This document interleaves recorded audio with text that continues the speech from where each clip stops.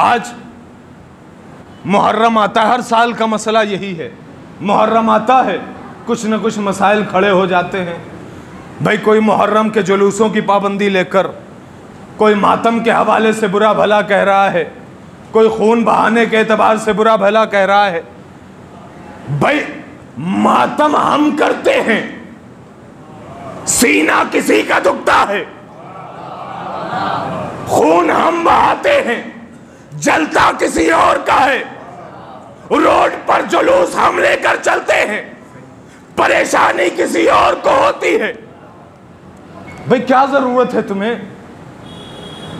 हर किसी का अपना मजहब है, वो अपनी मोहब्बत के एतबार से वो अंजाम देता है। इमाम हुसैन अलैहिस्सलाम का ऐसा तस्करा है कि जिसका हर खासो आम ने किया है। सिर्फ शिया नहीं, सिर्फ अहले सुन्नत नहीं, बल्कि चाहे हमारे हिंदू बरादर हों, चाहे वो ईसाई हों, चाहे वो सिख हों, सब के सब अहले बैत के फजाइल बयान कर चुके हैं।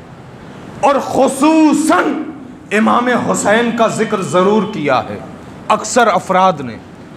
जिसकी नज़र, जाहिर सी बात है, जो पढ़ा लिखा है वही वहाँ तक पहुँचेगा, जो किताबों का मुताला करता है वही वहाँ तक पहुँच सकता है।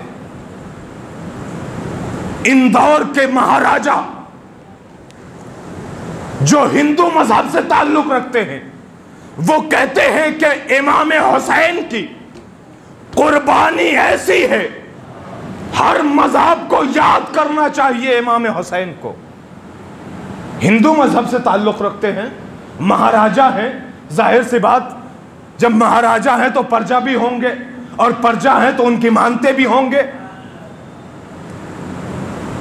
सैकड़ों अफराद ने इमाम हुसैन के बारे में कहा।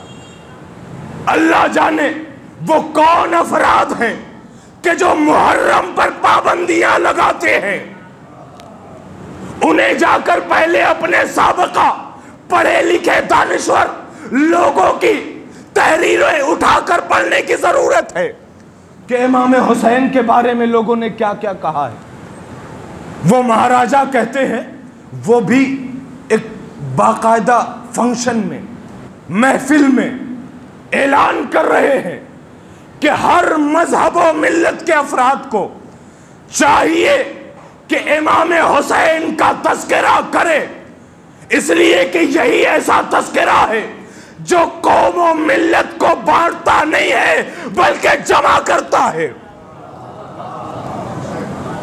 बल्कि जमा करता है। और आखिर में उनका जुमला क्या खूब था, अपने मजहब की तरफ मुतवज्जे हुए और कहते हैं कि मैं पूरे हिंदुस्तान को यह पैगाम देना चाहता हूं कि इमाम हुसैन का जो मौकिफ था, जो उनका मकसद था, जो उनका हदफ था, उस हदफ पर अगर सब आकर जमा हो जाए तो पूरा मुल्क यकजहती और अमन का मरकज हो जाएगा। लेकिन अभी जो गाइडलाइन कह लिया जाए मुहर्रम के हवाले से, सारे अफराद ने उसका बायकाट किया है। जाहिर सी बात है, अगर किसी का भी दिल दुखे तो वो ज़रूर बोलेगा, इसलिए कि हमारा सब कुछ मुहर्रम है। हम मुहर्रम में जो अज़ादारी करते हैं, हम जो मुहर्रम में गम मनाते हैं, ये कोई त्यौहार तो है नहीं। गम का एक ऐसा मसला है कि जब गम आते हैं तो फिर हमारा दिल मगमूम हो जाता है। और अगर कोई मुहर्रम पर आँच आती है तो हर मुहर्रम मनाने वाला फ़र्द, मैं ये नहीं कहता कि सिर्फ तशय्यो, बल्कि अहले सुन्नत भी गम मनाते हैं हुसैन का, हिंदू बरादरान भी गम मनाते हैं इमाम हुसैन का। बाज़ मकामात पर जुलूस निकालते हैं, अलम उठाते हैं, ताजिया निकालते हैं, जिलजना की जियारत करते हैं, फूल चढ़ाते हैं। तो ये मरकज ही ऐसा है कि जो तमाम मजहबों मिल्लत को इकट्ठा जमा करता है। हुसैन ने मुसलमानों के लिए कुर्बानी नहीं दी थी, बल्कि इंसानियत के लिए कुर्बानी दी है। लिहाजा जिसके दिल में इंसानियत है वो मुहर्रम मनाएगा, वो मुहर्रम करेगा, वो इमाम हुसैन की याद मनाएगा। मुहर्रम के हवाले से सब ने यही कहा कि ये गाइडलाइन सही नहीं है, हमारे दिल को ठेस पहुंची है, हमारे दिल को तकलीफ हुई है। लिहाजा हम भी उन्हीं के साथ अपनी ज़बान और अपने बयान के ज़रिए दर्ज कराते हैं कि वाक़ईन अगर अहले बैत अतहार अलैहिस्सलाम के हवाले से कोई ज़बान दराजी करे या मुहर्रम के हवाले से कोई खिलाफ हो जाए, आज से लेकर आखिरी दम तक हम उनके मुखालिफ रहेंगे, वो चाहे दुनिया की कोई ताकत हो। इसलिए कि हुसैन के मुकाबले में जो भी आया है वो टीलों में दबकर फना हो गए, वो चाहे यजीद जैसा हाकिम ही क्यों न हो। आज उसकी कब्र का पता नहीं है। वो जो लश्कर पे लश्कर आ रहे थे कहाँ गए?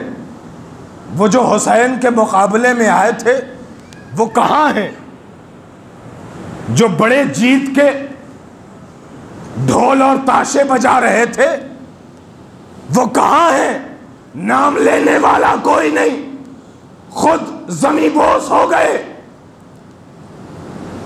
और जो सिर्फ 72 अफराद पर मुश्तमिल था